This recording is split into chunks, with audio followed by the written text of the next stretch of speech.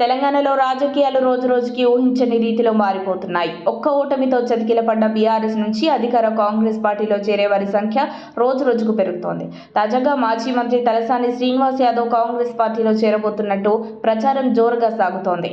Greater హైదరాబాద్లో గుర్తింపు ఉన్న నేతల్లో తలసాని ఒకరు.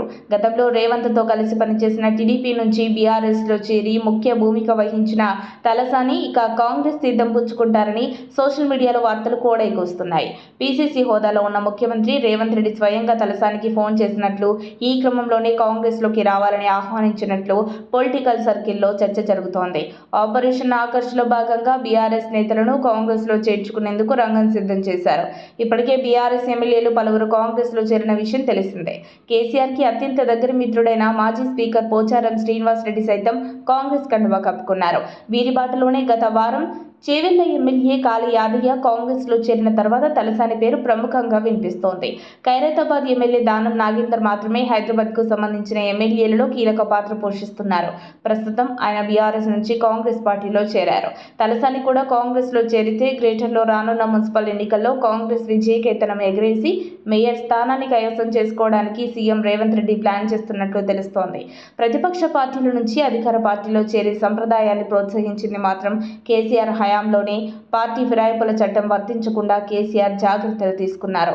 ఒక పద్ధతి ప్రకారం నాడు ప్రతిపక్ష కాంగ్రెస్ ఎమ్మెల్యేలను బుట్టలో వేసుకున్నారు. రాజకీయ పునరేకీకరణ పేరిట కేసీఆర్ ఫిరాయింపులను ప్రోత్సహించారు. దీంతో తెలంగాణలో కాంగ్రెస్ ప్రభుత్వం ఏర్పాటవడంతో నీవు నేర్పిన విద్యయే నీరజాక్ష అన్నట్టు కేసీఆర్ను దెబ్బ కొట్టడానికి సీఎం రేవంత్ ఆపరేషన్ ఆకర్ష్ మొదలుపెట్టారు. గతంలో కేసీఆర్ సారు కాంగ్రెస్ ఎల్పీని బీఆర్ఎస్ పార్టీలో విలీనం చేసిన తరహాలోనే తాజాగా ఇప్పుడు సీఎం రేవంత్ అడుగులు వేస్తున్నట్లు తెలుస్తోంది. ఒకప్పుడు రేవంత్ రెడ్డికి టీడీపీలో మంచి మిత్రుడైన తలసాని రేపో మాపో కారు దిగే అవకాశాలున్నాయని పొలిటికల్ సర్కిల్లో చర్చ జరుగుతోంది.